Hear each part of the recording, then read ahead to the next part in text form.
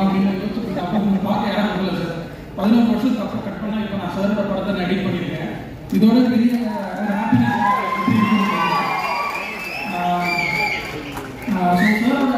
எனக்கு என்ன ஸ்க்ரீனில் எல்லாம் பார்த்துருக்கோம் சார் பர்ஃபார்மன்ஸு. எனக்கு இந்த படம் மூலியமா சார் லைவாக எப்படி அந்த ஒரு கவுண்ட்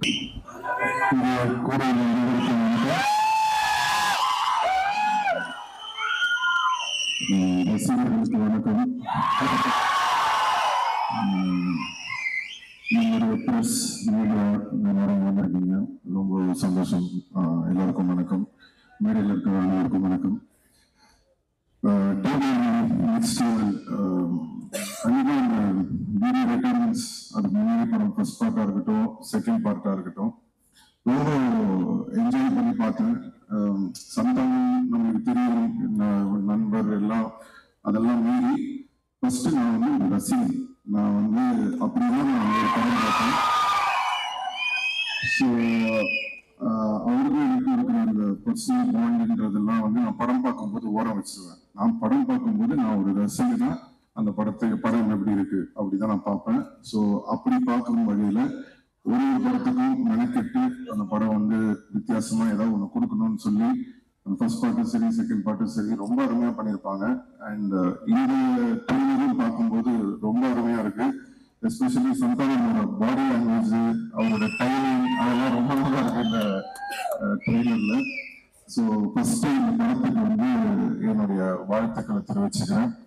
அண்ட் இந்த படத்தோட ப்ரொடியூசர் மிஸ்டர் ஆர்யா, நம்மளுடைய நெருங்கிய நண்பர். என்னன்னா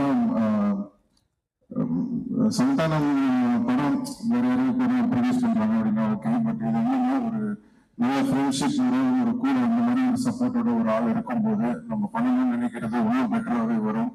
ஸோ கண்டிப்பா வந்து ஆடியோக்கு வந்து இந்த படம் வந்து ஒரு மிகப்பெரிய வெற்றி படமா அமையணும் அப்படின்னு நான் இறைவனை வேண்டிக்கிறேன். படத்தோட டைரக்டர் என்னன்னா சந்தானம் சொல்லியிருக்காரு, 3 பேர் அவர் கூட ஒரு டீம் இருப்பாங்க, முருகன், சேது எல்லாரும். ஸோ பேசிக்கா என்னன்னா இப்போ இவங்க எல்லாருக்கும் தெரியும். நான் சொல்றது வந்து அந்த டைம்ல வந்து என்னன்னா நான் சீன் பேசிடுவோம், பேசி முடிச்சுட்டு சந்தானம் கிட்ட ஓகேதான் போயிடுது டைலாக் இதுன்னு சொல்லிட்டு நம்ம இந்த கேஷுவலா கேரவன் போவோம். பார்த்தா தூரத்துல ஒரு 3 பேர் நின்று பயங்கரமா ஏதோ யோசிச்சுட்டே இருப்பாங்க. யாரு உள்ள விட்டது, இவங்க பாட்டுக்கு ஒரு சைட்ல நின்று ஏதோ பயங்கரமா பேசிட்டு இருக்காங்கன்னு சொல்லிட்டு ஃபர்ஸ்ட் ஒரு வாட்டி நோட் பண்ணிட்டு நான் போயிட்டேன். திருப்பி ரிட்டர்ன் வரும்போது படத்தோட டைலாக் எல்லாம் பேசிட்டு இருக்காங்க. இவனுங்க படத்தோட அப்படின்னு சொல்லிட்டு சந்தானத்தை கூப்பிட்டு யாரு டைலாக் எல்லாம் அப்படின்னு கேட்டவங்கதான் சந்தானம் சொல்லி இல்ல சார் நம்ம டீம் பசங்க ஃப்ரெண்ட்ஸ் தான் அப்படின்னு சொல்லிட்டு. எதுக்கு இதை சொல்றேன் அப்படின்னா, அன்னையில இருந்து இன்னைக்கு வரைக்கும் அந்த உழைப்பு அப்படியே ஒரு துணி கூட குறையில. இந்த படம் வரைக்கும் அவங்க வந்து அந்த உழைப்பு வந்து தொடர்ந்து போட்டுட்டே இருக்காங்க. அதை பார்க்கும்போது ரொம்ப ஆச்சரியமா இருக்கு. அதுல வந்து பிரேம் வந்து இந்த படம் டைரக்ட் பண்ணியிருக்காரு. ஆல்ரெடி பல படமும் பண்ணாரு. நான் இப்ப பேசிட்டு இருந்தேன், ரொம்ப நல்லா வந்திருக்கு, ரொம்ப நல்லா பண்ணியிருக்கீங்க அப்படின்னு சொல்லி. ஸோ வாழ்த்துக்கள் பிரேம். அப்புறம் ஆஃப்ரோ மியூசிக் டைரக்டர், அவர் வந்து எப்படி சொல்றதுன்னா, மியூசிக் டைரக்டர்ஸ்னா நம்மளுக்கு பொதுவாகவே தெரியும், அவங்க மியூசிக் பண்றது வச்சு நான் இந்த மாதிரி மியூசிக் பண்றேன் சார் அது பண்ணிட்டு இருப்பாங்க. பட் ஆஃப்ரோ அப்படின்னா டேலண்ட்ஸ், அந்த புது புது டேலண்ட்ஸை வந்து எப்படியாவது கொண்டு வரணும், அவங்களை இன்ட்ரடியூஸ் பண்ணணும், அவங்களுக்கு வாய்ப்பு கொடுக்கணும் அப்படின்னு சொல்லி அவ்வளோ பேருக்கு வந்து வாய்ப்பு கொடுத்துருக்காரு. ஸோ நிறைய பேர் வரணும். இந்த கடவுள் கண்டிப்பா உங்களுக்கான ஒரு இடம் வந்து தமிழ் சினிமாவில் கூடிய விரைவில் உங்களுக்கு கிடைக்கும் நம்புறேன். So I wish you all the very best. And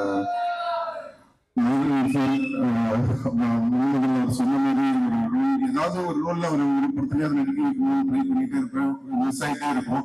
but எனக்கு என்ன சந்தோஷம்னா அதை வந்து என்னால பண்ண முடியாது, நம்ம சந்தானம் பண்றாரு. ஸோ தொடர்ந்து ஒரு படங்கள்லாம் ஒரு பாட்டு வந்து ரொம்ப என்ஜாய் பண்ணி பார்க்குறேன். கூடிய சீக்கிரம் நீங்க நடிக்கிற படத்துல. அண்ட் அவர் வந்து உங்களுக்கெல்லாம் வந்து கூலமாவு கூட்டினாலும் எனக்கு வந்து வேட்டைக்காரன் தெரியும். அந்த படத்துல வந்து இவரோட சீன்ஸ் வந்து இவரோட டைலாக்ஸ் எல்லாம் பார்த்துட்டு நெல்சனுக்கு சொல்லுவேன், நீங்க பாரு ஒரு பெரிய காமெடி வரப்போறாரு. நெல்சன் வந்து சிரிப்பான். இப்ப என்னன்னா நெல்சன் எந்த படத்துலயுமே இவர் இல்லாம எடுக்கிறதே இல்லை. ஸோ அந்த அளவுக்கு வந்து இன்னைக்கு வளர்ந்துருக்காரு. ஸோ ரொம்ப சந்தோஷமா இருக்கு. அண்ட் நெக்ஸ்ட் லெவல் எல்லாருக்கும் வாழ்த்துக்கள். 2 அழகான ஹீரோஸ் நடிச்சிருக்காங்க, ரவிலா நடிச்சிருக்காரு. எல்லாருக்கும் கஸ்தூரம் ஆல் எல்லாருக்கும் என்னோட வாழ்த்துக்களை தெரிவிச்சுக்கிறேன். அண்ட் எனக்கு படம் ட்ரெய்லர்லாம் பார்த்தேன், எனக்கு எல்லாமே ஓகே. காமெடி முத்துராஜேந்திரன் கலக்கியிருக்காரு, எல்லாமே ஓகே. ஆனா எங்க டைரக்டர் கௌதம் மேனனை வந்து நீங்க பண்ணவே இல்லை. அது ஒரு விஷயம் பட் என்னுடைய வாழ்த்துக்கள். படம் வந்து வெற்றி பெறுவதற்கு என்னுடைய வாழ்த்துக்கள். அண்ட் சந்தானம் பத்தி நான் சொல்லணும்னா நிறைய சொல்லிக்கிட்டே போகலாம். நான் சொன்ன மாதிரி அவருக்கு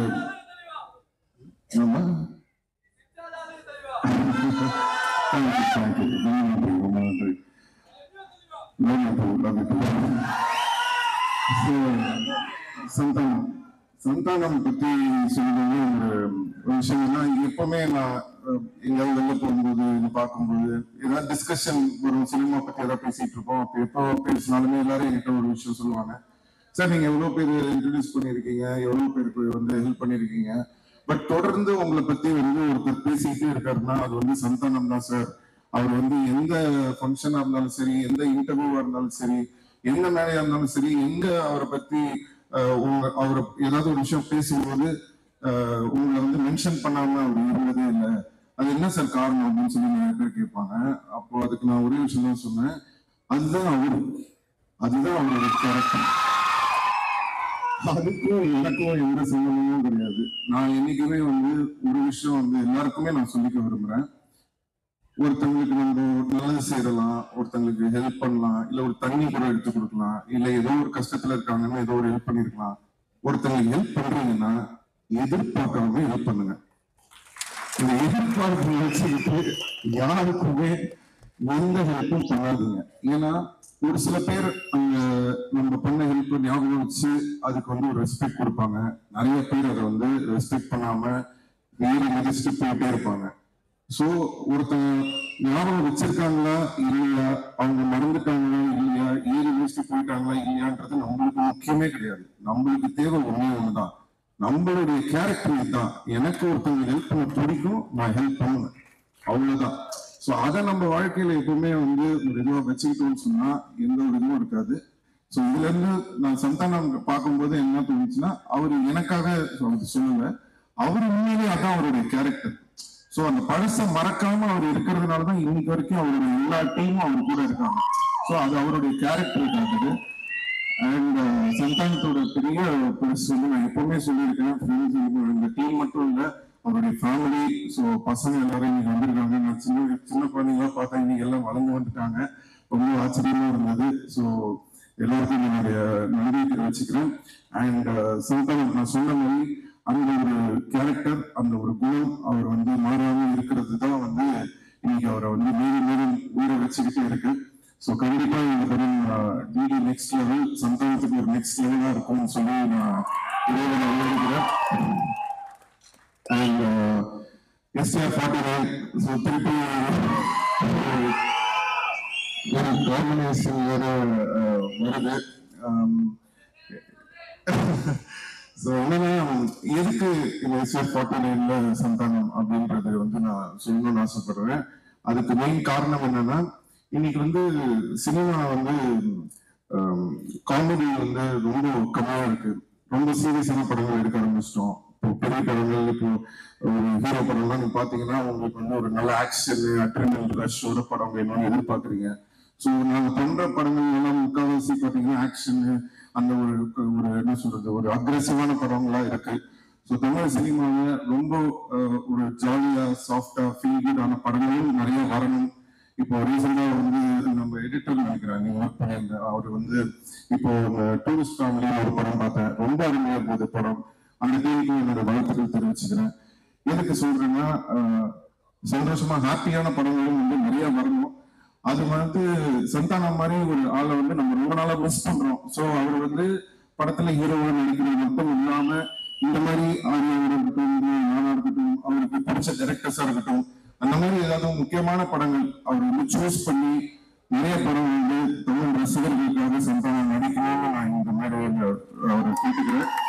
ஸோ அதுக்கு வந்து ஒரு ஆரம்பமா இருக்கட்டும் அப்படின்றதுக்காக தான் வந்து எல்லாரும் என்கிட்ட சொன்னாங்க, சார் அவர் ஒத்துப்பாரா அப்படின்னு சொன்னேன். நான் சொன்னேன், நான் ஃபோன் பண்ணா போதுங்க, என்ன படம் என்ன கதை எதுவுமே கேட்க மாட்டாரு, அவங்க எனக்காக அவர் கண்டிப்பா வருவாருன்னு தெரியும். அதே மாதிரி அவர் வந்து எனக்கு ஃபோன் பண்ணோடனே எனக்கு தெரியும் ஆடியோ லிஸ்ட் தானே வரணும் அப்படின்னு சொல்லிட்டு.